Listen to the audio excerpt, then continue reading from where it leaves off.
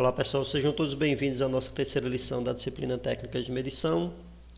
Nesta aula abordaremos sobre as incertezas de medições, que é um passo essencial que precede a apresentação dos resultados das medições e que irá aferir o nível de confiabilidade dos resultados da medição. Então, bons estudos e vamos lá. Foi visto na primeira parte dessa lição a importância da análise estatística das medições na validação desses dados, de forma a contribuir para o aumento da confiabilidade dos resultados. Então, sendo assim, nesse material será apresentada a introdução à análise de dados para a definição do tipo de incerteza de medição, que irá nos subsidiar para estabelecer o intervalo de confiança dos resultados da medição. Vimos que nenhuma medição ou nenhuma medida de qualquer natureza que seja, principalmente quando é uma grandeza física, ela é exata. Contudo, para reduzir a incerteza de medição, é necessário que o instrumento seja coerente com o experimento que se deseja realizar. Então, não menos importante, a escala de medição utilizada também deve ser adequada.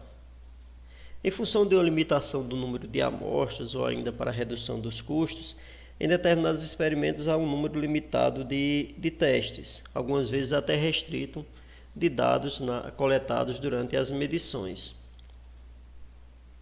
Neste caso, requer uma análise dos resultados ainda mais criteriosa, o que nos impõe a recorrer à estatística para auxiliar no procedimento e o processamento e entendimento do conjunto de dados medidos, de forma a proporcionar uma maior confiabilidade nos resultados.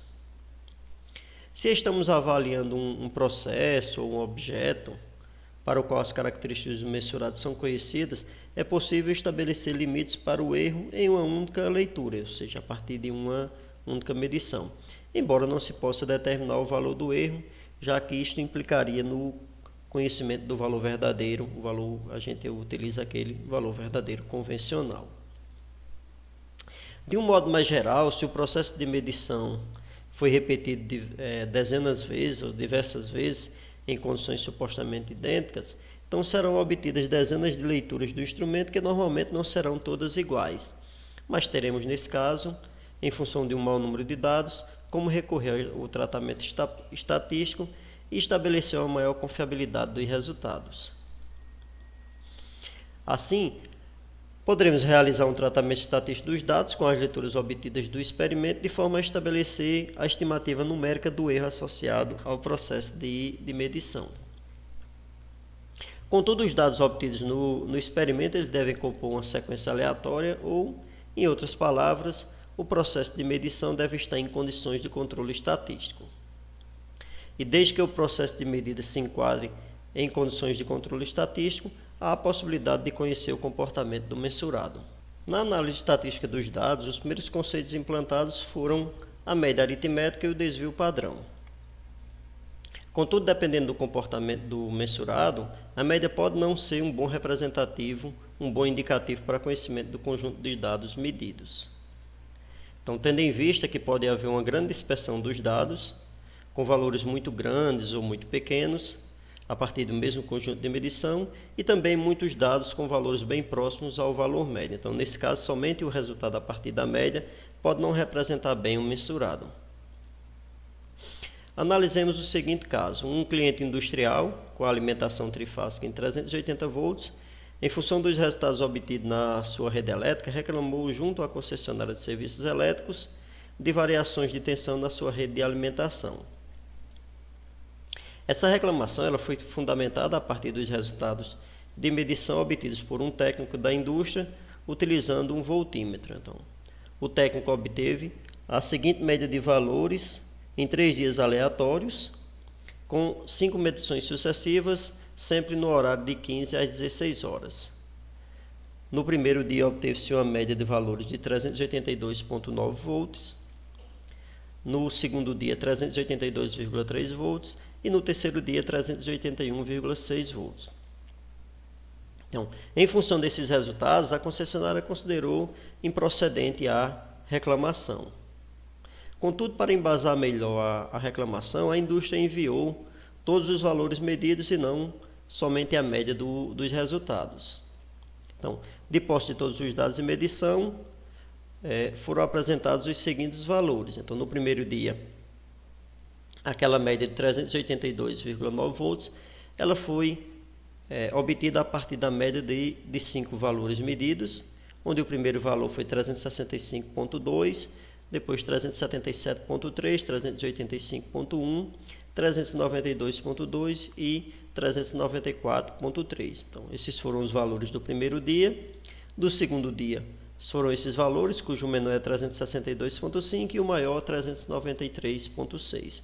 Já no terceiro dia, o menor valor foi 364,1 e o maior valor foi 393,5.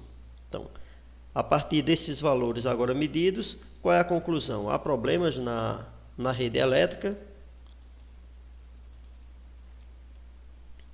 Então, essa faixa de valores que foi obtida nesse conjunto de medição, ela pôde embasar melhor a concessionária e também a indústria para avaliar se tinha algum problema lá na sua instalação. Então, foi avaliada também a faixa dos valores medidos, ou seja, a diferença entre o maior valor e o menor valor medido, resultando nos seguintes dados. Então, no primeiro dia, houve uma variação de tensão de 29,1 volts, no segundo dia de 31,1 volts e no terceiro dia de 29,4 volts. Então, agora, a partir dessas variações, é possível concluir que houve problema ou não na rede elétrica? Então, analisando o caso da indústria, na primeira reclamação foi considerada somente a média, que é uma medida de localização dos dados experimentais, ou seja, ela estabelece uma região em que os dados estão relativamente próximos.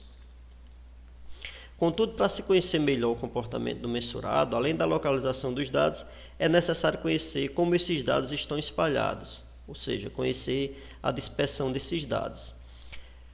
Essa informação sobre o espalhamento dos dados medidos é o papel da faixa de valores medidos, da variância, do desvio padrão e das distribuições estatísticas de suas características, ou seja, aqui você precisa estar fazendo um tratamento estatístico e uma análise estatística dos dados de forma a embasar melhor os seus resultados. Ao expressar uma medida, é necessário saber expressar o número de algarismos com que se pode escrever tal medida. Também a unidade, seja volt, ampere, metro, ohms, enfim, qualquer unidade de medida que você está utilizando lá, que represente o seu objeto, além do grau de confiança do valor expresso, ou seja, é necessário incluir uma primeira estimativa da incerteza de medição. Para incluir a incerteza de medição, temos que conhecer também a origem dos dados. Então, os dados eles podem ser obtidos a partir de uma ou de várias medições. Se os dados foram obtidos através de uma série de repetições, ou seja, várias medições, a incerteza padrão ela é do tipo A e é representada pelo desvio padrão determinado por métodos estatísticos. Mas se não houve repetições no experimento, ou seja, se foi realizada somente uma única medição, a incerteza é classificada como incerteza do tipo B, que é a incerteza obtida por qualquer método que não seja um método estatístico. Um exemplo típico de incerteza tipo B é quando realizamos a medição de um objeto através de uma única medição, como foi apresentado na obtenção da medida do comprimento C de uma barra. Então, foi utilizada uma régua com menor divisão em milímetro a partir de uma única medição. Então, neste caso, a incerteza ela foi definida como a metade da menor graduação da régua, que possivelmente é a incerteza mais apropriada para este caso. Então, resultando em uma incerteza de mais ou menos 0,05 centímetros. Então, neste tipo de medição, a incerteza ela pode ser estimada como sendo a metade da menor divisão da escala do equipamento utilizado. Assim, a estimativa da incerteza ela é uma avaliação visual, podendo ser considerada uma fração da menor divisão da escala. Contudo, se este procedimento não foi adotado de forma correta, ou seja, esse procedimento ele deve ser aplicado não pode ser aplicado de forma indiscriminada, ele deve ser adotado todo um procedimento e cuidados durante a coleta dos dados, de forma que possa haver segurança na realização e confiabilidade na realização dessa medição, ao avaliar visivelmente qual é a casa decimal mais adequada para aquele instrumento quando você está utilizando instrumento analógico. Então, caso contrário, a incerteza ela deve ser considerada como a menor divisão da escala do equipamento. Então, naquele caso de medição da régua, se a medição foi feita seguindo todos os cuidados, todos os procedimentos adequados, ela pode ser considerada como uma fração da menor divisão da escala. No caso ali, o mais indicado é que a menor divisão da escala seja dividido por 2, e se esse procedimento não foi feito de forma adequada, utilizar a incerteza como a menor divisão da escala do equipamento. Vimos até aqui uma introdução à análise estatística de medição e uma introdução à análise de dados para a definição do tipo de incerteza de medição. Então, isso vai nos subsidiar para estabelecer de forma mais adequada o intervalo de confiança dos resultados de medição. Não deixe de assistir ao próximo vídeo, neles abordaremos os parâmetros estatísticos para cálculo de incertezas de medição. Até o próximo vídeo.